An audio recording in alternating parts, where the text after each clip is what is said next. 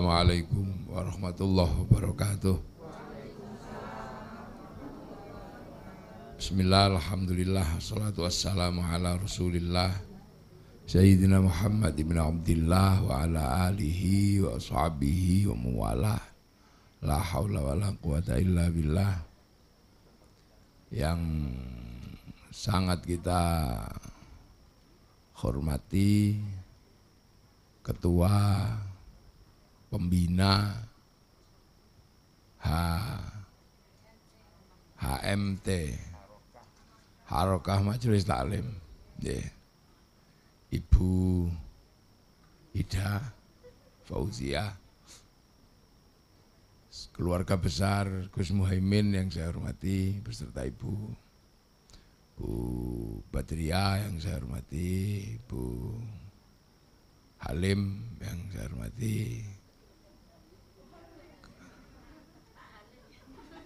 Bu Halim. Kalau Bu Halimah ini, wah apa? Ya, Ketua MPR Gus Jazil yang saya hormati. Alhamdulillah saya ketemu semua dengan Harokah Majelis Taklim. Yang masih sempat kaget juga gitu kan, sempat ngurusi ahli sunnah wal jamaah di tengah kesibukan metropolitan. Ini sesuatu yang luar biasa. Jadi teringat zaman sekolah ada Islam tradisional in modern world, itu saya ingat. Nah hasilnya ya Islam menjadi lebih ramah. Hari ini peringatan Maulid Nabi menjadi catatan bersama bahwa hampir semua kaum muslimin itu mulutan. Jadi mulutan ini menjadi tradisi kaum muslimin yang sangat membuat antusias, terutama kalau di kampung. Karena kalau di kampung itu mulutan itu ada makanannya banyak. Soalnya mulut ada makanannya banyak itu kalau di kampung itu. Ya, di kampung itu kalau mulutan itu rame. Ada di tempat saya aja kalau mulutan itu durennya 1 truk. Ya, duren 1 truk. Terus ada ayam yang saya potong itu yang rata-rata harganya di atas 30 juta 1 ekor. Ya, ayam impor, ayam untuk tarung itu saya potong. Ayam tarung ya. Ada kambing puluhan itu sudah rame. Di semuanya. Apalagi kalau di Jogja ada mulutan itu pakai ini. Pakai tumpeng. Dandangnya 1000. Jadi 1 dandang itu 2 kilo beras. Berarti sekitar 2 ton beras. Makanya di Jogja itu kalau mulutan tumpengnya itu segede masjid itu. Nanti berebut itu, para habis itu akan berebut.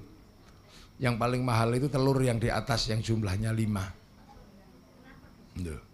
Jimat. Nah ini orang lari di atas kepala orang berebut berkat itu. Ada yang kakinya masuk tumpeng. itu di Jogja. Makanya polemik luar biasa, ini mubadzir, ini musyrik. Karena setelah itu pulang, makanan itu dibawa ke anaknya yang misalnya enggak laku nikah itu kasih makanan berkat itu. Sawahnya terlalu banyak hama, kasih berkat itu. Nah, kacang panjangnya itu biasanya dipakai oleh ibu-ibu yang suaminya udah enggak terlalu perkasa itu ngambil kacang panjang. Ya ini ini di sana rebutan itu untuk dilingkarkan katanya, ya kita nggak ngerti lah itu. Wong itu keyakinan. Nah akhirnya tadi kan dituduh kalau misalnya di tempat saya itu kalau mulutan, ramenya luar biasa. Makanan royoan dorong-dorongan rebutan duren, rebutan apa. Nah ini yang berbeda dengan Jakarta. Kalau Jakarta kan mulutannya lebih kepada pidato. Nah itu lebih kepada pidato, lomba pidato mulutannya itu. Tapi ya nggak apa-apa, wong itu memang mulutan model baru. Ya kalau mulutan pidato ini kan mulutan model baru. Modelnya Sayyid Salahuddin Al-Ayyubi. Nah, ketika persiapan perang dengan Pangeran Richard di Antukia untuk membangkitkan semangat, salah satunya adalah dengan membacakan Sirah Nabawiyah. Nah, dibacakan di depan umum untuk mengangkat semangat perang, membangun militansi, orasi-orasi kenabian itu. Nah, itu makanya semenjak itu ada mulutan pidato. Tapi mulutan yang asli itu apa? Makan. Jadi besok lagi kalau bikin mulutan, yang pilih yang asli dan yang mulutan model baru. Aslinya mulutan itu makan. Jadi ya makan itu asli mulutan. Jadi ketika Rasulullah itu puasa hari Senin untuk memperingati maulidnya, sahabat itu pulang ke rumahnya masing-masing, nyari istrinya, suruh masak yang enak-enak untuk bukanya Rasulullah. Nah makanya kota itu bau makanan. Terus sore itu bawa makanan semua. Nah yang biasa kan orang bawa makanan kan macam-macam, beda-beda. Terus bergurau, makananmu apa? Punya gulai saya. Wah itu pasti nanti apa Rasulullah suka. Oh belum tentu, saya bawa mie ayam. Oh belum tentu saya bawa ini. Jadi berlomba-lomba makanan. Nanti terus yang ya sudah, aku juga lama nggak makan gulai. Nanti kalau setelah itu aku makan gulaimu ya. Aku lama nggak makan jengkol, aku makan jengkolmu. Ibarat gitu biasa, gurau gitu sahabat-sahabat itu. Nah setelah Rasulullah keluar, lihat makanan itu langsung Rasulullah ngambil dan berdoa, Allahumma barik lana fima rozaqtana wa qina adzabannar. Nah itu yang ditunggu sahabat, doa barik itu loh yang ditunggu. Doa barik itu artinya kemudian makanan ini berubah menjadi makanan barokah. Makanya terus dimakan, sisanya dibawa pulang, disebut berkat itu kan karena barik ini. Makanya karena sering-sering doa barik di Jawa Timur ada istilah barian. Barian itu karena kiainya burak barik itu. Jadi setiap ada makanan Allahumma barik, akhirnya setiap makanan keluar barian. Nah makanan itu kalau sudah barokah, itu kan menginstalasi doa barokah. Ketika dimakan dia jadi makanan barokah, jadi daging barokah. Kalau daging barokah itu kan nggak dibakar sama api neraka. Makanya orang berlomba-lomba memasukkan makanan barokah agar simpanan barokah dalam daging semakin banyak. Nah semakin banyak daging barokah enggak semakin jauh dari api neraka. Makanya wakina ada banar, temennya barik lana itu wakina ada banar. Nah paling sekarang orang bertanya masa makanan bisa menyimpan barokah. Nah kalau kita kan biasa, kaset aja bisa nyimpen doa, apalagi makanan. Handphone bisa nyimpan, ya kan? Dan itu makanya orang-orang dulu itu paling paham kalau menyimpan sesuatu doa agar bisa diserap oleh darah itu diinstalasi doa. Makanya penjenengan dulu biasa kan, kalau cintanya ditolak cari makanan gitu kan, terus dibacakan innahu min Sulaiman wa innahu bismillahirrahmanirrahim, itu baca kasihkan itu ya udah gitu biasa. Oh pengalaman, saya dapat dia karena innahu min Sulaiman dulu. Jadi gitu, makanya dulu kan barokah, selalu orang menyimpan barokah. Nah ada yang nanya, loh itu kan makanannya sendiri, masa makanannya sendiri berubah ketika didoakan? Loh laki-laki perempuan itu kalau ke KUA itu didoakan aja nilainya berubah jadi suami istri, padahal barangnya masih sama. Sebelum masuk KUA sampai keluar KUA barangnya masih sama, tapi ketika barokallahu laka wa barokah alaika nilainya berubah. Lenjiwit ganjaran, buka ganjaran, dan itu beda. Makanya ibu-ibu ya sering-sering lah bikin doa barokah kan ya. Kalau misalnya anaknya diajari apa-apa kok gak nyantol blas, ambil air bacakan ya fatahu ya alim, minumkan. Kalau misalnya anaknya dikasih makan kok nggak tambah sehat, tambah gini, ya bacakan ya Hayyu ya Qayyum. Kalau anaknya suka kelahi, bacakan ya Allah ya Latif. Nah, kalau istrinya mau kawin lagi ya ambil suaminya mau kawin lagi ya ambilkan air ya, terus diambilkan gitu. Jangan itu ambilkan air, terus bacakan doa. Ya Rahman, ya Rahim, ya Rahman, ya itu jangan kok malah kopak kopi jangan. Ambil air, taklukkan dengan doa.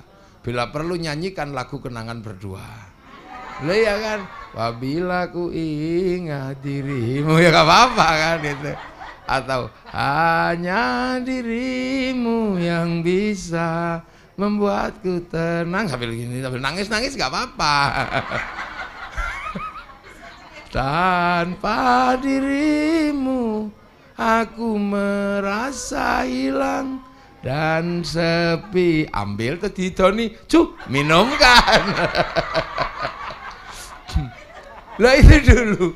Makanya dulu setiap ada acara kenabian, acara apa, tabarruk, ibu-ibu itu biasanya dulu bikin makanan yang enak-enak.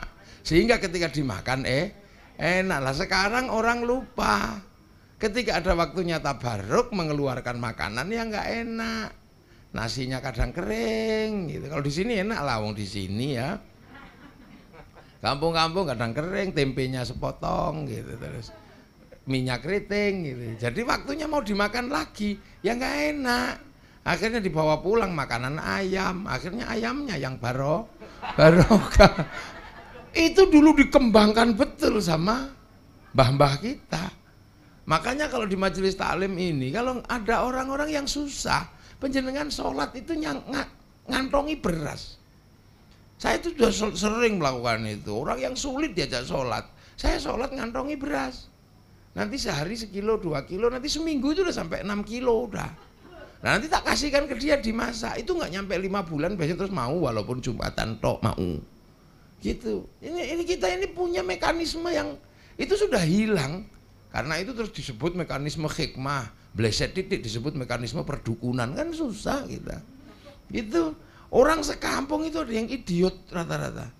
Setiap tak kirimi beras yang dibacain Quran apa. Itu setelah hampir 2 tahun sudah nggak ada lagi yang lahir idiot. Iya, apalagi anak-anak narkoba gitu. Di rumah itu ada anak narkoba banyak, tapi ya kalau digituin sembuh. Nah itu yang kita kadang lupa bahwa itu ada instalasi doa yang tersimpan di dalam makanan. Nah itu mulutan yang asli begitu. Makanya besok lagi kalau mulutan harokah majelis taklim, nah itu harus dibikin di kampung-kampung, tapi siapin makanannya karena nggak semua orang bisa diajak ngomong kupingnya. Masukin makanan barokah. Bila perlu bikin mulutan di terminal mana gitu. Ibu-ibu umat pastilah orang-orang itu mau makan, sopir-sopir apa itu pasti mau makan. Nanti bisa diinisiasi oleh PKB, diinisiasi oleh Bu Menteri, itu luar biasa. Jadi ini strategi dakwah yang luar biasa.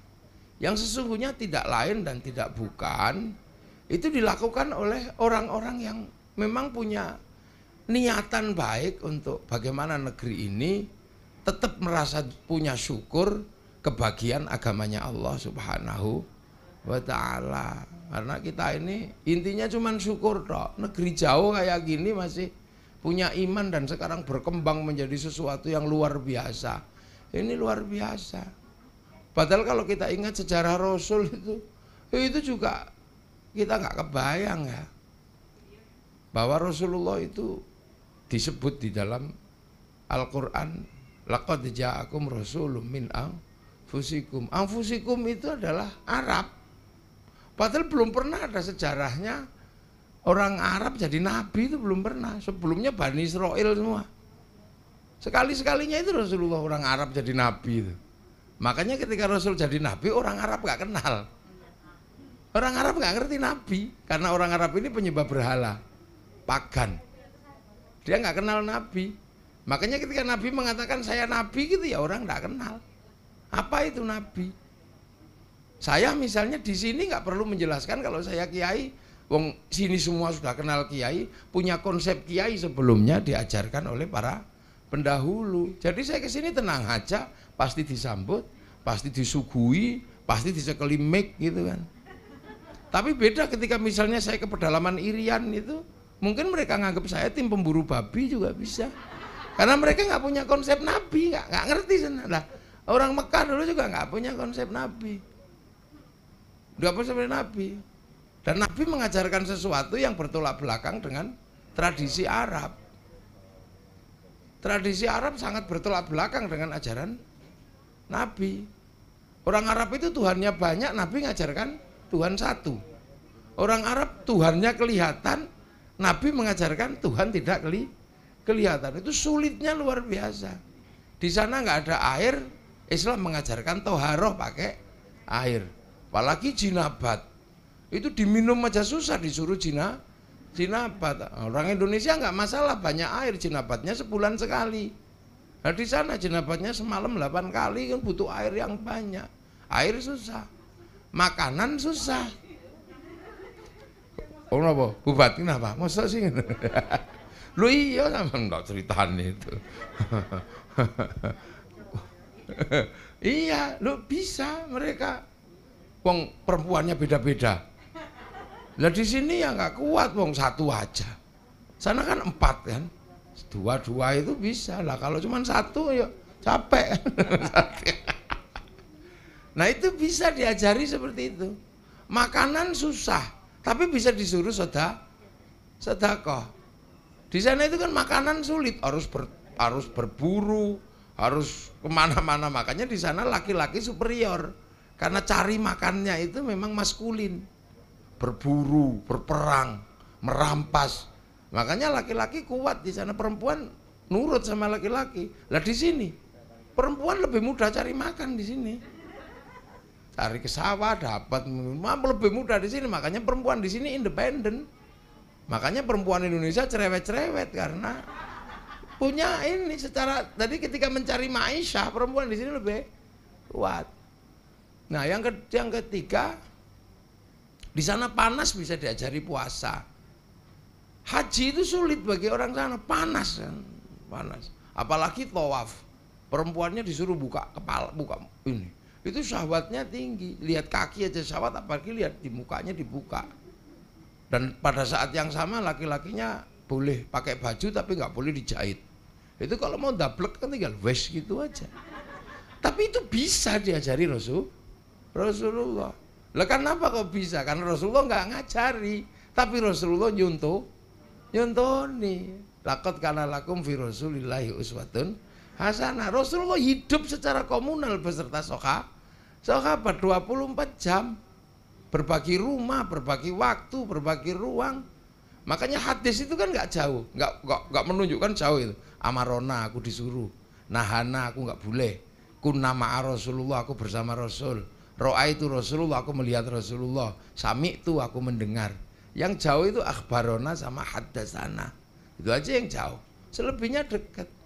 Nah ini yang akhirnya membuat sesuatu yang mestinya muskil untuk diajarkan secara logika bisa dicontohkan. Lah mekanisme seperti itu dicontoh oleh para ulama ketika membawa Islam ke Indonesia, membangun watak komunal. Contohannya di mana? Ya pesantren. Kiainya, santrinya hidup bareng, hidup bersama, berbagi rumah, berbagi waktu. Bahkan kiainya diomeli sama bunyai, santrinya denger. Itu kan tradisi itu ada di sini. Proses duplikasi itu terjadi.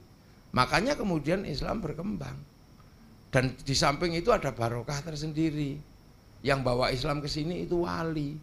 Wali itu kelas tersendiri, bukan sembarang kelas. Wali itu adalah kekasih Allah. Jadi wali, ya karena memang kebutuhan di sini wali. Karena apa? Hindu di sini sebelumnya. Hindu itu kasta tertingginya Brahmana. Yang boleh ngomong agama Brahmana. Kasta Sudra nggak boleh ngomong. Misalnya kayak petani, pedagang nggak boleh ngomong agama karena dia Sudra. Makanya kalau ada yang mengatakan bahwa Islam disebarkan oleh saudagar itu tidak sesuai dengan teori perkembangan agama. Karena Hindu itu tidak menerima saudagar sebagai pembawa agama. Lah makanya yang bisa mengimbangi Brahmana itu ya wali itu. Makanya wali itu kalau bikin keputusan-keputusan dakwah, referensinya nggak ada. Kan ditanya buktinya mana, wali buktinya mana. Loh, wali itu kan nggak pakai baca kalau melakukan gerakan. Wong wali itu download. Wali itu kan online langsung.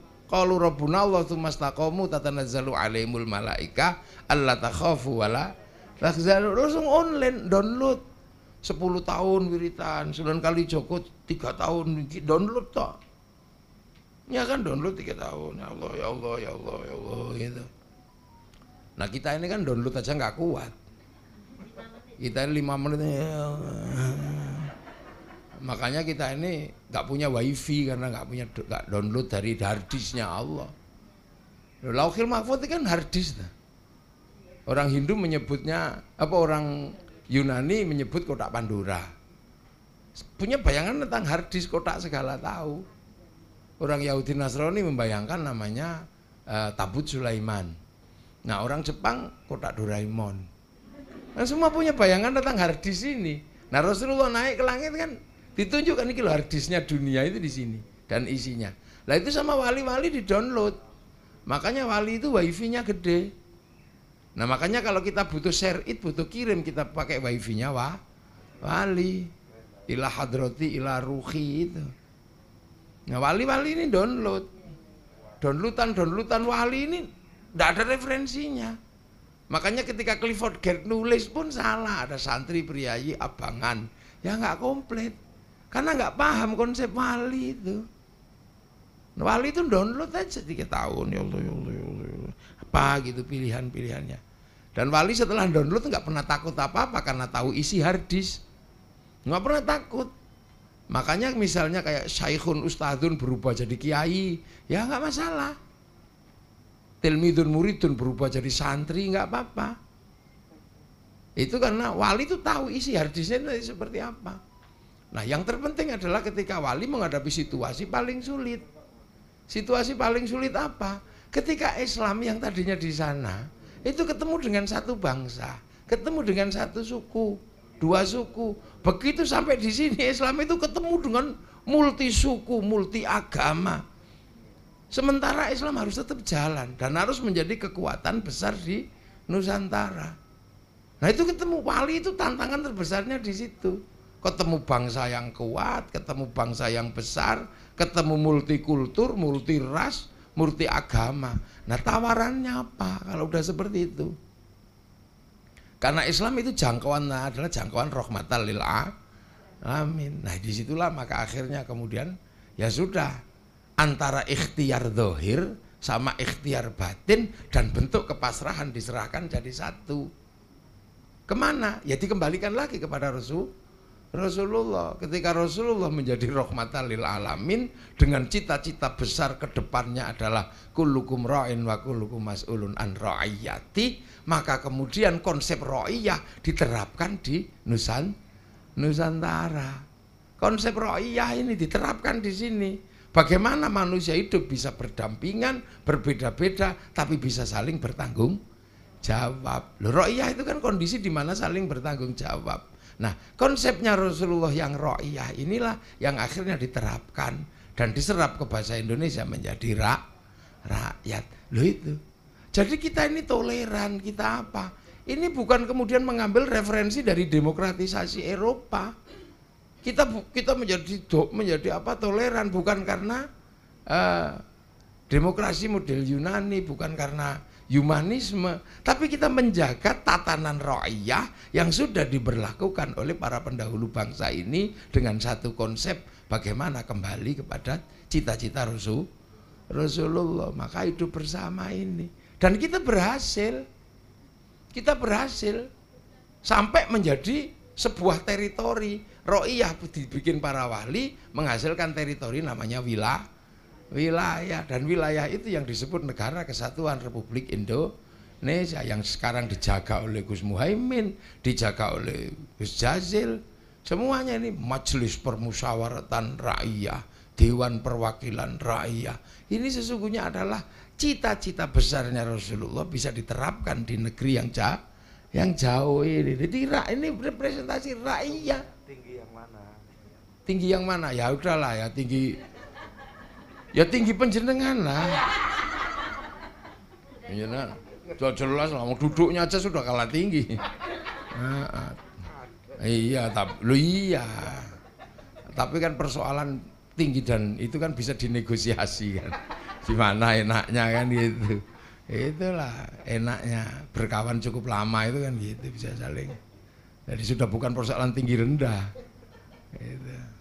Lah nih, raiyah itu di situ dan kita berhasil. Konsep ini diterapkan di Nusantara. Jadi kalau kiai kok punya sikap yang toleran, kiai punya sikap tawasud itu ya karena menjaga warisan dengan harapan sistem ro'iyah itu bisa berlaku terus di Indonesia. Undang-undangnya sama, peraturannya sama, beda agama, beda suku.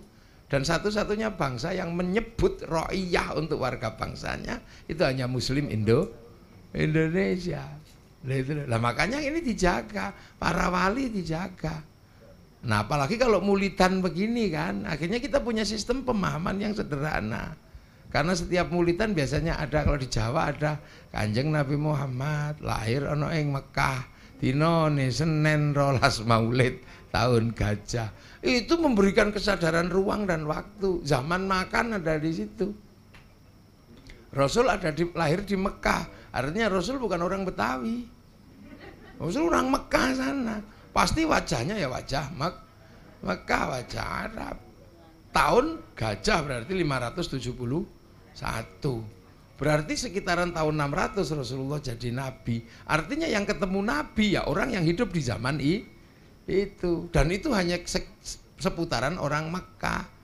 Makanya nabi itu ketemu dengan sahabatnya ya orang Mekah. Nah orang Mekah ya bisa sampai sekarang nyontoh. Makan 3 jari masih sama-sama kurma. Sampai Betawi soto ya nggak bisa. Lah makanya orang Indonesia itu kalau nyontoh Nabi nggak ngotot gitu, harus persis gitu. Nabi jenggotan dicontoh jenggotnya, ya nggak harus begitu. Nabi cingkrang dicontoh cingkrangnya. Makanya kalau kita nyontoh ya kayak begini. Ini dulu baju Nabi, baju syar'i, jubah itu. Sampai di sini nggak bisa pakai nanam padi, maka dipotong. Potongan baju syar'i namanya syar'un. Nah orang Jawa kan nggak punya huruf ain, punyanya monggo botongo. Sarun jadi sarung. Ya itu makanya santri kalau takbir enak, wong baina surra warubah. Puser sama lutut dilintingi sarung. Maka takbir Allahu Akbar pasti nyantol. Nah yang nggak punya sarung punya sampai gini supaya nggak melorot. Itu guyon jangan dianggap serius itu. Maka titik komprominya lah itu bisa dibicarakan. Hasilnya ini macam-macam. Nah sekarang tinggal kita jaga. Artinya ada orang banyak yang membawa Islam setelah Nabi sampai ke kita berapa ratus tahun itu. Nah siratal mustaqimnya itu ada siratal ladzina an'amta alaihim. Nah terhadap orang-orang yang bawa Islam ya kita mendoakan walladzina ja'u min ba'dihim yaquluna rabbana ighfir lana wa li ikhwanina alladzina sabaquna bil iman. Ada tahlilan, ada ziarah kubur ke sana. Nah terhadap Rasul ada selawatan. Nah ketika sistem ro'iyah ini sudah diterapkan, nah kita harus punya sistem penjagaan. Nah salah satu sistem penjagaan adalah membangun komunalisme di luar pesantren. Ya kayak majelis-majelis taklim ini kan dalam rangka penjagaan. Mulutan yang mestinya sendiri. Pokoknya ya sudahlah saya hormat Nabi. Tapi begitu kepegang santri, mulutan jadi gerakan harokah. Jadi mulutan di mana-mana, sistem komunal terbangun, silaturahmi terbangun. Dan kalau sudah bikin mulutan besar, ayam laku, nasi kotak laku, ingkung ayam laku, besek laku. Roda ekonomi berputar. Apalagi kalau sudah solawatan besar kayak manggil Habib Syekh, manggil Habib Azahir, manggil mafia solawat itu. Itu semuanya laku. Tinggal pilih kan. Kalau yang putih-putih ya Habib Syekh, yang hitam-hitam ya mafia solawat ya gitu itu. Sama yang di sini ada Simtud Duror. Tinggal pilih atau tinggal pilih-pilih yang model ibu-ibu dangdutan, ya ada.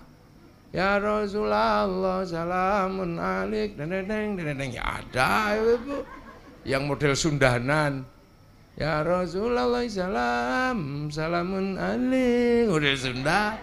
Yang model Jawa ya ada. Ya Nabi salam alaika, ya Rasul salam alaika. Anglia numpak perak, nah, ada. Tinggal pilih penjenengan, tapi itu menghasilkan gerakan yang luar biasa. Kalau kumpul di alun-alun apa yang nggak laku? Harum manis laku, apa aja laku. Apalagi kalau sudah bawa bendera itu, gagang pancing laku untuk gini-gini. Oh. Slayer laku, sepanduk laku semua, terop laku, sound system laku, roda ekonomi berputar. Doa yang tadinya sendiri-sendiri menghasilkan istighosa akbar, odong-odong laku, sepur-sepur laku semua. Coba, kalau sudah itu semua jalan, makan yang tadinya sendiri menjadi makan bersama, doa yang tadinya sendiri menjadi doa bersama. Terhadap makam-makam para pendahulu kita ziarahi. Akhirnya bis pariwisata laku ngangkut orang ziarah. Kita jaga, saling silaturahmi. Kemudian makam wali menghasilkan roda kehidupan di situ. Orang jual nasi ya hidup di situ, jual tasbih di situ, sampai copet juga bisa hidup di situ. Wah, ini kehidupan yang berputar dan negara menikmati ini karena apa? Sistem yang dijaga oleh para penerus wali. Ini kalau terus-terusan seperti ini, indah negeri ini. Orang Jakarta ziarah ke Surabaya, suka dengan makam Sunan Ampel. Ziarah ke Demak, suka dengan Demak karena ada makam Sunan Kalijaga. Suruh ngebom Surabaya, ya nggak berani, wong ada makamnya Sunan Ampel. Maka teroris dan bomber-bomber itu rata-rata nggak suka ziarah, karena nggak ada yang ditakuti. Lah ini kan. Nah, pemimpin-pemimpin agama biar tetap tertib. Kalau orang pidato kayak saya ini nggak sakti, karena masih bisa diinterupsi. Nah, yang nggak bisa diinterupsi itu siapa? Khotib. Wah, itu nggak ada yang bisa diinterupsi, sak bunyi-bunyinya. Makanya santri agar khotib itu tidak bablas, dikasih tongkat sama suruh baca teks gini. Jadi nggak mungkin maki-maki orang kalau ittaqullah. Begitu teksnya lepas ini, teksnya lepas, tongkatnya hilang, ya potensi gini-gini besar. Makanya masjid yang ribut itu biasanya tongkatnya nggak ada. Cek. Nah, kayak gitu lagi santri itu komplit untuk apa? Jaga sistem ra'iyah dan jaga sistem wilayah yang sudah menjadi negara kesatuan Republik Indonesia. Nah, ini kan penjenengan ini yang punya tanggung jawab. Yang lain suka nggak suka, mau nggak mau terserah. Karena apa? Kita ini yang mengatakan penerus para wali. Ya kudu tanggung jawab. Makanya sekali-sekali nanti kelompok apa HMT ini ajak ziarah makam wali. Iya. Lo inge. Lo harus nunggu izin Satgas. Apa? Lo kalau ziarah aja nggak perlu izin Satgas. Yang penting lo enggak. Yang penting izin juru kunci. Dan yang penting tidak dianggap bagian dari konsolidasi muktamar kan gitu ya. Harus itu tunjukkan makam-makam wali, karena ini meneruskan perjuangan wali, bagian dari menjaga wilayah. Aja gini wali. Dan wilayah ini kalau sudah perempuan yang jaga pasti terjamin. Kalau perempuan sudah ikut menjaga ra'iyah, menjaga bangsa dan negaranya, itu bangsa dan negara alamat akan menjadi bangsa besar. Karena perempuan.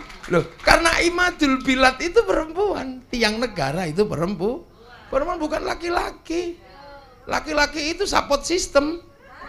Sistemnya ya perempuan itu. Kalau perempuan baik, negaranya baik, karena Madrasatul Ula itu perempuan. Karena perempuan itu untuk nanam sawah. Sawah peradaban itu ya perempuan. Ini seluruh generasi lahir dari perempuan. Makanya bagi yang pengen negaranya baik ya harus ngopeni perempuan dengan benar. Lah iya. Harus diopeni beneran ini. Nggak bisa main-main. Sudah sesuai, Gus. Sudah sesuai. Makanya sawah itu harus bersih, karena makanya perempuan itu harus bersih. Sawah kok untuk nanam harus bersih, biar kalau kita datang ke sawah itu tenang. Harus bersih, harus rapi.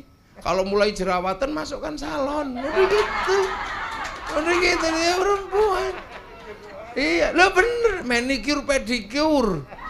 Iya kan, kalau nggak punya uang untuk manicure pedicure tanam ke serut. Terus digosok kukunya karo godhong serut kan resik. Iya, perhiasan harus siapkan. Sawah itu kalau mau ditanami yang bagus ya harus bagus.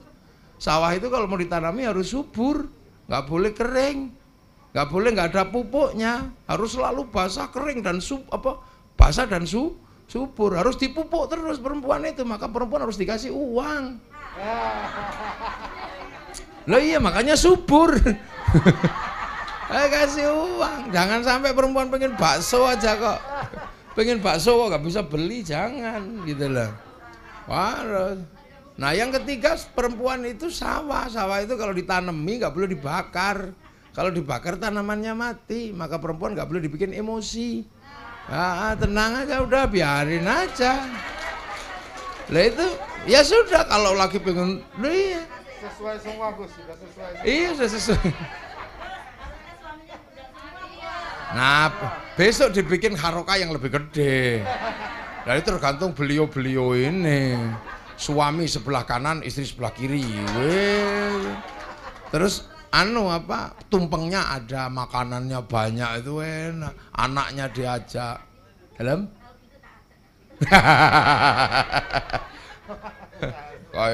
Kayaknya Gus Salim sudah sesuai prosedur.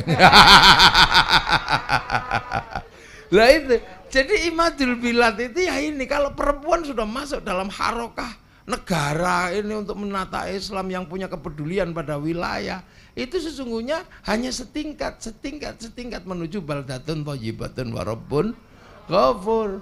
Makanya saya ketika tadi di rumah, saya dibilangin, ini ngajinya apa? Perempuan semua katanya, kata Gus Muhaimin. Wah, kok anakku tak ajak, istriku tak ajak biar tahu gitu loh. Gerakan perempuan. Biar seneng juga, dia kan capek di rumah. Ngurus tamu setiap hari, ambil ngantuk-ngantuk gini. Ayo melok. Sekali-sekali tak sudono Jakarta. Biar tahu Jakarta. Enggak tak jak neng Ancol, ndelok lumba-lumba. Iyalah, namanya. Biar sawahnya subur, sawahnya seneng. Makanya saya selalu, karena laki-laki itu lebih mencintai istri daripada anak. Iya, pulang kerja, anaknya di pangku tetangga nggak apa-apa. Begitu pulang kerja istrinya yang di pangku tetangga ngamuk itulah. Itu bukti suami lebih suka istri. Jadi makanya kita jaga bersama, maka begitu harokah ini perempuan ini alamat sudah bangsa ini pasti akan maju. Iya, apalagi yang menginisiasi dari beliau pemimpin partai yang punya gerakan sampai ke tingkatan ranting, aman sudah terus gitu. Tinggal nanti ziarah keliling, terus bikin. Iya. Kalau itu kan tergantung juru kunci. Bu Ida udah paling paham lah itu. Beliau itu sarkop, sarjana kuburan. Kalau dapat tekanan politik pasti ke Jombang. Udah gitu kan. Itakullah. Loh, orang NU itu pasti ke situ. Ketika melihat, oh iya, kita merasa jadi tidak berguna kan. Kalau ke makam wali itu, wali-wali yang sudah meninggal itu, ngidupi orang hidup itu masih bisa.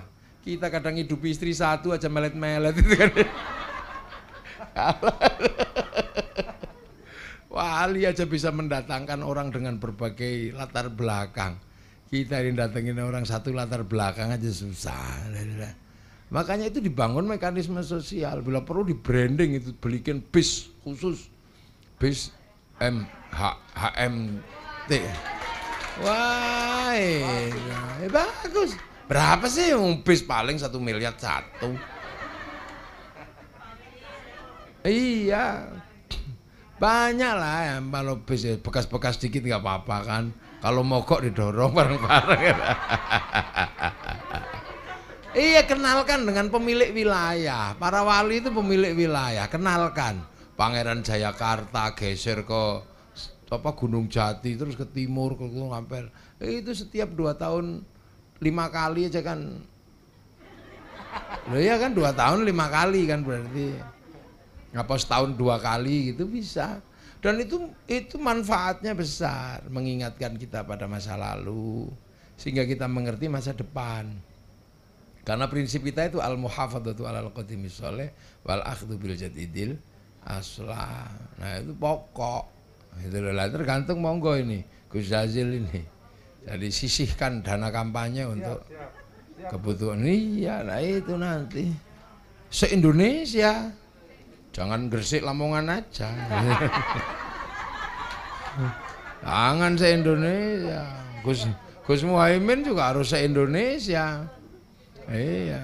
Karena apa ya? Ini akan menjadi gerakan besar. Pasti besar gerakannya. Luar Jawa. Nanti bunyai-bunyai tak telponi situ-situ akan bisa. Ada organisasi baru. Tapi tidak boleh muktamar.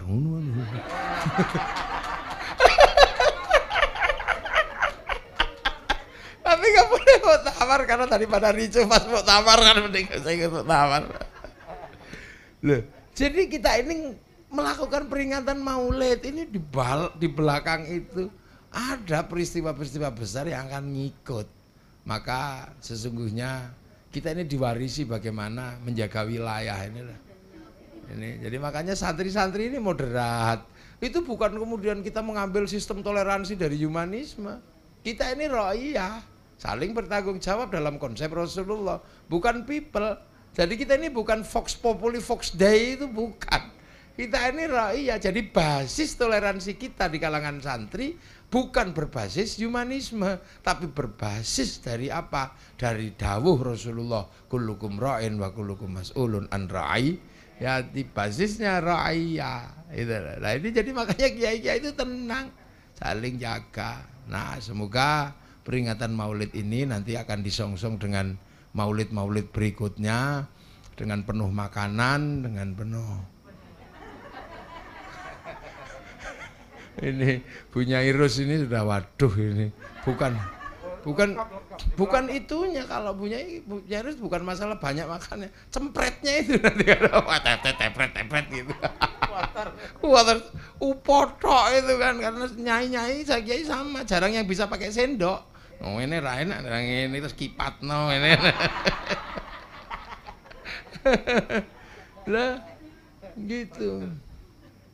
Bu Ida ini akhirnya program-program seperti itu bisa mensubsidi silang, entah gimana nanti caranya untuk program-program majelis taklim itu ya. Matur nuwun. Assalamualaikum warahmatullahi wabarakatuh.